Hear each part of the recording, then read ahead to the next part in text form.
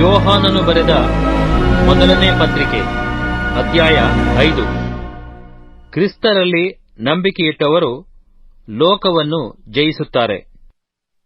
ಯೇಸುವು ಕ್ರಿಸ್ತನೆಂದು ನಂಬುವ ಪ್ರತಿಯೊಬ್ಬನು ದೇವರಿಂದ ಹುಟ್ಟಿದವನಾಗಿದ್ದಾನೆ.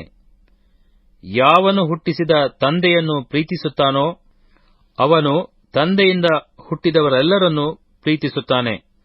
ನಾವು ದೇವರ ಮಕ್ಕಳನ್ನು ಪ್ರೀತಿಸುತ್ತೇವೆಂಬುದನ್ನು ದೇವರನ್ನು ಪ್ರೀತಿಸಿ ಆತನ ಆಜ್ಞೆಗಳನ್ನು ಅನುಸರಿಸುವುದರಿಂದಲೇ ತಿಳಿದುಕೊಳ್ಳುತ್ತೇವೆ. ದೇವರ ಮೇಲಣ ಪ್ರೀತಿ ಏನೆಂದರೆ ಆತನ ಆಜ್ಞೆಗಳನ್ನು ಕೈಕೊಂಡು ನಡೆಯುವುದೇ. ಆತನ ಆಜ್ಞೆಗಳು ಭಾರವಾದವುಗಳಲ್ಲ, ಯಾಕಂದರೆ ದೇವರಿಂದ ಹುಟ್ಟಿರುವಂಥದೆಲ್ಲವೂ ಲೋಕವನ್ನು ಜಯಿಸುತ್ತದೆ. ಲೋಕವನ್ನು ಜಯಿಸಿದಂಥದು ನಮ್ಮ ನಂಬಿಕೆಯೇ.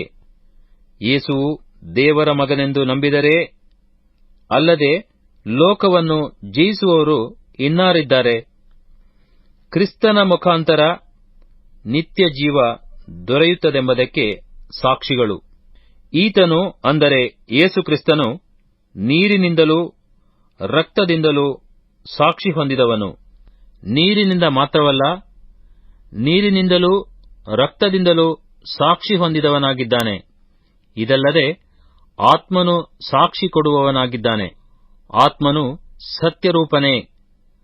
ಆತ್ಮ, ನೀರು, ರಕ್ತ ಎಂಬ 3 ಸಾಕ್ಷಿಗಳುಂಟು. ಈ 3 ಒಂದೇ ಅಭಿಪ್ರಾಯವಾಗಿ ಸಾಕ್ಷಿ ಹೇಳುತ್ತವೆ. ನಾವು ಮನುಷ್ಯರ ಸಾಕ್ಷಿಯನ್ನು ತೆಗೆದುಕೊಳ್ಳುತ್ತೇವಲ್ಲ, ದೇವರ ಸಾಕ್ಷಿಯು ಅದಕ್ಕಿಂತ ವಿಶೇಷವಾಗಿದೆ. ದೇವರು ಕೊಟ್ಟ ಸಾಕ್ಷಿ ಏನೆಂದರೆ ಆತನು ತನ್ನ ಮಗನ ವಿಷಯದಲ್ಲಿ ಹೇಳಿದ್ದೇ. ದೇವರ ಮಗನಲ್ಲಿ ನಂಬಿಕೆ ಇಟ್ಟವನು ಆ ಸಾಕ್ಷಿಯನ್ನು ತನ್ನಲ್ಲೇ ಹೊಂದಿದ್ದಾನೆ.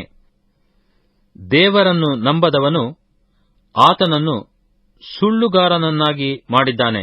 ಹೇಗೆಂದರೆ ದೇವರು ತನ್ನ ಮಗನ ವಿಷಯವಾಗಿ ಹೇಳಿರುವ ಸಾಕ್ಷಿಯಲ್ಲಿ ಅವನು ನಂಬಿಕೆಯಿಡಲಿಲ್ಲ.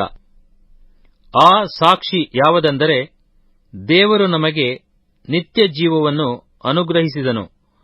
ಆ ಜೀವವು ಆತನ ಮಗನಲ್ಲಿ ಅದೇ ಎಂಬುದೇ.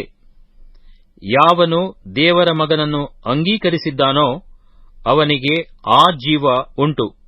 ಯಾವನು ದೇವರ ಮಗನನ್ನು ಅಂಗೀಕರಿಸಲಿಲ್ಲವೋ ಅವನಿಗೆ ಆ ಜೀವವಿಲ್ಲ.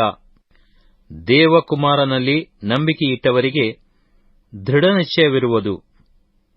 ದೇವರ ಮಗನ ಹೆಸರಿನಲ್ಲಿ ನಂಬಿಕೆಯಿಟ್ಟಿರುವವರಾದ ನಿಮ್ಮಲ್ಲಿ ನಿತ್ಯ ಜೀವ ಉಂಟೆಂದು ನಿಮಗೆ ಗೊತ್ತಾಗುವಂತೆ ಈ ಮಾತುಗಳನ್ನು ಬರೆದಿದ್ದೇನೆ. ಮತ್ತು ನಾವು ದೇವರ ಚಿತ್ತಾನುಸಾರವಾಗಿ ಏನಾದರೂ ಬೇಡಿಕೊಂಡರೆ ಆತನು ನಮ್ಮ ವಿಜ್ಞಾಪನೆಗಳನ್ನು ಕೇಳುತ್ತಾನೆಂಬ ಧೈರ್ಯವು ಆತನ ವಿಷಯವಾಗಿ ನಮಗುಂಟು. ನಾವು ಏನು ಬೇಡಿಕೊಂಡರೂ ಆತನು ನಮ್ಮ ವಿಜ್ಞಾಪನೆಯನ್ನು ಕೇಳುತ್ತಾನೆಂಬುದು ನಮಗೆ ಗೊತ್ತಾಗಿದ್ದರೆ ನಾವು ಬೇಡಿದವುಗಳು ಆತನಿಂದ ನಮಗೆ ದೊರೆತವೆಂಬುದು ನಮಗೆ ಗೊತ್ತಾಗಿದೆ.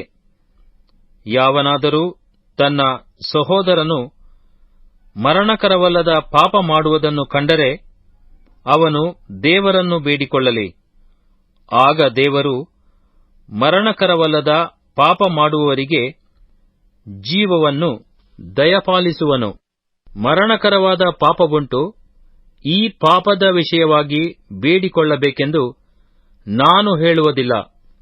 ನೀತಿಗೆ ವಿರುದ್ಧವಾದದ್ದೆಲ್ಲ ಪಾಪವಾಗಿದೆ.